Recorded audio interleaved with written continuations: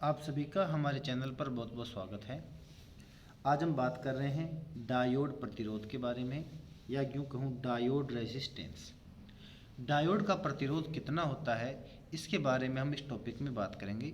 वैसे सिंपल प्रतिरोध ओम के नियम से प्राप्त होता है कि R बराबर V अपॉन I, अर्थात कि किसी वायर में विद्युत करंट के प्रवाहित होने पर उस वायर के आयनों तथा अणुओं द्वारा जो उस इलेक्ट्रॉनों के प्रवाह के मार्ग में जो बाधा पैदा होती है, उसी बाधा को हम प्रतिरोध कहते हैं। अर्थात R बराबर V अपॉन I, या इसमें सिंपल जो धातु वगैरह हैं उनके लिए V और I के बीच ग्राफ खींचने पर एक सीधी रेखा प्राप्त होती है, और उसी सीधी रेखा का ढाल उसका प्रतिरोध कहलाता है। लेकिन डायोड के लिए जब ऐसा करते हैं, हम V और I के बीच ग्राफ खींचते हैं तो सीधी रेखा प्राप्त नहीं होती है।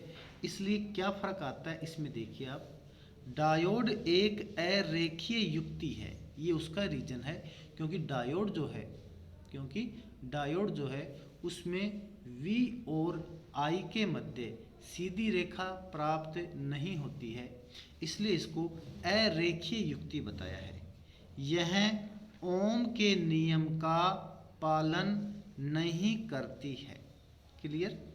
इसलिए इसका प्रतिरोध नियत नहीं होता है। जो डायोड जो है उसका प्रतिरोध नियत नहीं रहता। अतः डायोड का स्थैतिक प्रतिरोध ज्ञात करने के स्थान पर गतिक प्रतिरोध ज्ञात किया जाता है। स्थैतिक का मतलब होता है जैसे R बराबर V अपॉन I, कोई वायर आपके पास, उस पर कितना आपने विभवांतर लगाया और कितनी उसमें करंट प्रवाहित हो रही है, उसका अनुपात ज्ञात किया, तो ये कहलाता है उसका स्थैतिक प्रतिरोध। अब बात करते हैं कि गतिक प्रतिरोध क्या है। इसके लिए हम क्या करते हैं कि विभव V का कोई डिफ्लेक्शन लेते हैं, कोई परिवर्तन लेते हैं। अगर भाई विभव V के मान में इतना परिवर्तन होता है तो धारा I के मान में इतना परिवर्तन होता है, तो उनका जो अनुपात होगा वो कहलाएगा गतिक प्रतिरोध। इस स्थैतिक प्रतिरोध में तो V की एक वैल्यू और I की एक वैल्यू से काम चल जाता है, लेकिन गतिक प्रतिरोध में ऐसा नहीं होता। उसमें V की दो वैल्यू तथा उसके संगत I की दो वैल्यू लेंगे और उन दोनों का अंतर निकालते हैं, जिससे हमें उसका प्रतिरोध प्राप्त हो जाता है।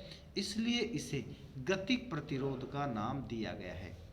अब ये भी दो प्रकार का होता है डायोड का प्रतिरोध भी। नंबर एक है अग्रगतिक प्रतिरोध, फॉरवर्ड डायनेमिक रेसिस्टेंस। इसका मतलब ये है कि जब डायोड को हम अग्र बायस में जोड़ दें, और अग्र बायस में जोड़ने के पश्चात फिर उसके विभव V में परिवर्तन तथा संगत धारा में परिवर्तन का अनुपात ज्ञात कर लें, तो इस प्रकार जो राशि हमें प्राप्त होगी उसे हम कहेंगे अग्रगतिक प्रतिरोध। तो देखिए, जब डायोड अग्र बायस में जुड़ा हो तो उसके विभव में अल्प परिवर्तन तथा संगत धारा में अल्प परिवर्तन के अनुपात को अग्रगतिक प्रतिरोध कहते हैं। क्या कहते हैं उसको? अग्रगतिक प्रतिरोध कहते हैं। या यूं कहूं मैं, अग्रगतिक प्रतिरोध बराबर अग्र अभिनति विभव में अल्प परिवर्तन बटे अग्र धारा में संगत परिवर्तन। ठीक है, तो वास्तव में किसके बराबर हो गया कि अग्र अभिनति में विभव में अल्प परिवर्तन और अग्र अभिनति में धारा में संगत परिवर्तन वास्तव में अग्रगतिक प्रतिरोध के बराबर होता है। या यूं कह दूं मैं कि RF बराबर हो गया delta V upon delta I। R का मतलब हो गया रेसिस्टेंस और F का मतलब होता है फॉरवर्ड बायस। क्या होता है? फॉरवर्ड बायस या अग्र अभिनति। तो RF की वैल्यू होगी delta V upon delta I। या फिर कह दूं मैं RF का जो मान है वो 1 से 100 ओम के मध्य होता है। जो RF की वैल्यू है, अग्र अभिनति का जो प्रतिरोध है उसका मान 1 ओम से 100 ओम के बीच में कोई वैल्यू का हो सकता है। नंबर 2 है उत्क्रम प्रतिरोध या रिवर्स रेसिस्टेंस।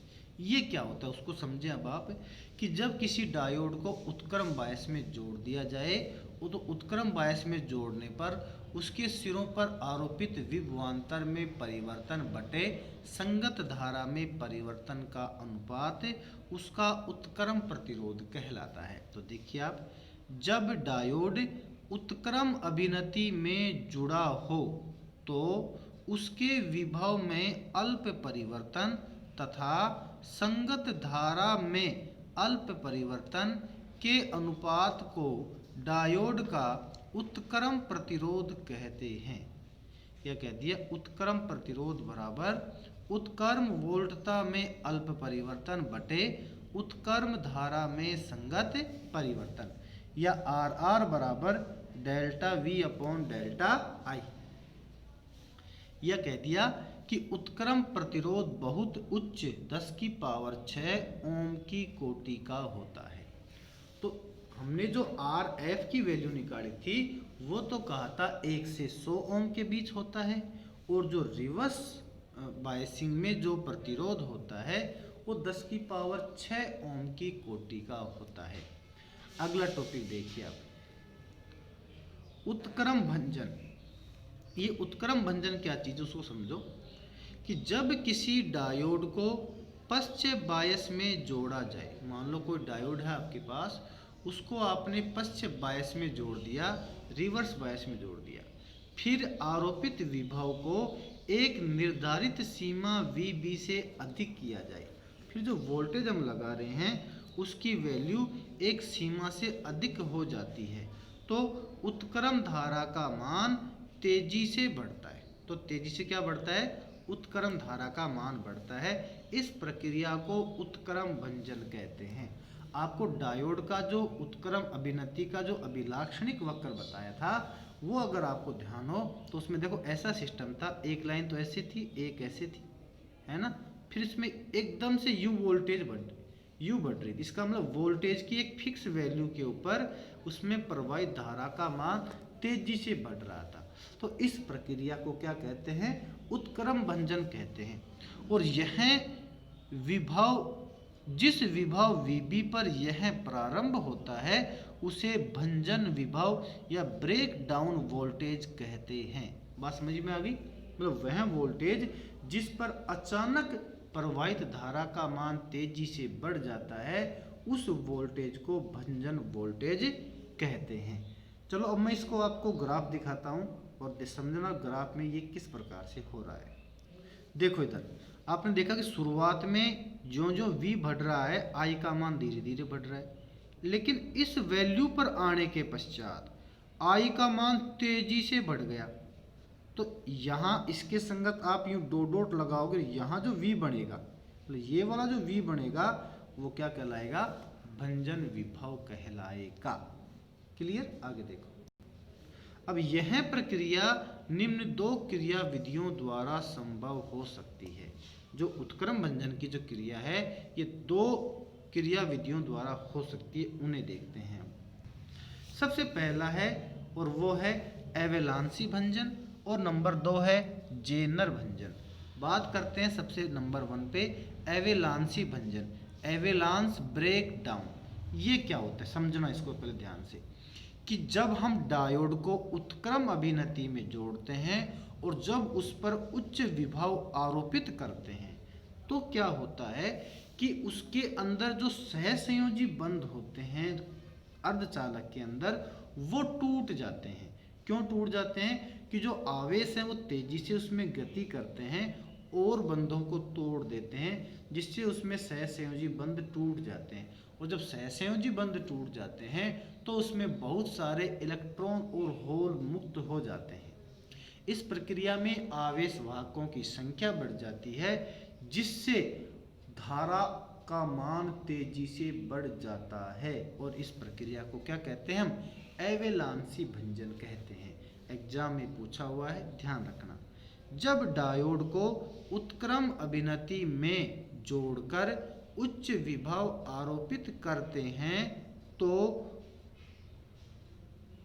अल्पसंख्यक आवेश तेजी से पीएन संधि को पार करते हैं तो वहां उपस्थित सहसंयोजी बंधों से टकराकर उन्हें तोड़ देते हैं। क्लियर? जिससे नए इलेक्ट्रॉन होल मुक्त होते हैं। यह प्रक्रिया निरंतर चलती है जिससे आवेश वाहकों की संख्या तेजी से बढ़ती है। तब उत्क्रम धारा अचानक बढ़ जाती है और इस प्रक्रिया को एवेलांस भंजन कहते हैं। क्लियर? अब देखिए आप नंबर 2 है जेनर भंजन, या यूं कहूं मैं जेनर ब्रेक डाउन। ये क्या चीज होती है समझो इसको। इसमें एक्चुअली क्या होता है कि जो जेनर डायोड में ये प्रक्रिया संपन्न होती है, सबसे पहली बात कि जेनर डायोड में ही ये प्रक्रिया संपन्न हो सकती है। एवेलांसी भंजन वाली बिना जेनर डायोड के अलावा जो सिंपल डायोड है उसमें वो प्रक्रिया हो सकती है। अब बात करते हैं कि ये प्रक्रिया केवल जेनर डायोड में हो सकती है। इसके अलावा एक बात और समझने की है कि जेनर डायोड में अशुद्धि अधिक होती है बजाय साधारण डायोड के, और उसमें जो अवक्षय परत होती है वो बहुत ही पतली होती है। क्लियर? इसलिए जब वहां पर जब हम उत्क्रम अभिनति में वोल्टेज लगाते हैं तो वहां पर अधिक विद्युत क्षेत्र पैदा हो जाता है, क्योंकि उस पोजीशन में जो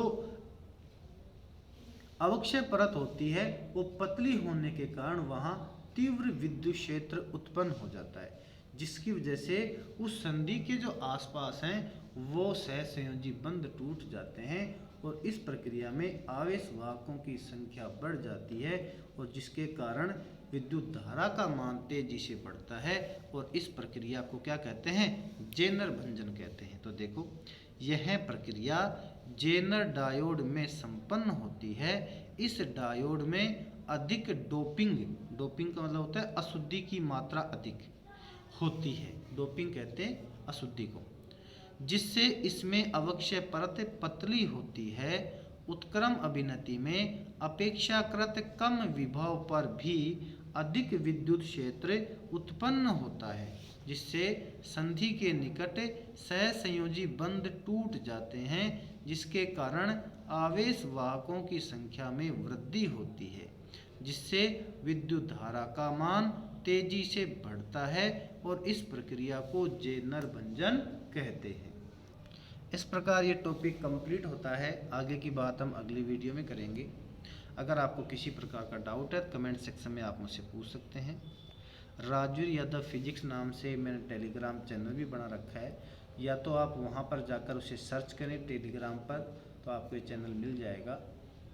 अगर वहाँ नहीं मिलता है तो आप इस वीडियो के डिस्क्रिप्शन में मैं लिंक डाल दूँगा, उस लिंक से आप इस टेलीग्राम चैनल पे जुड़ जाएं।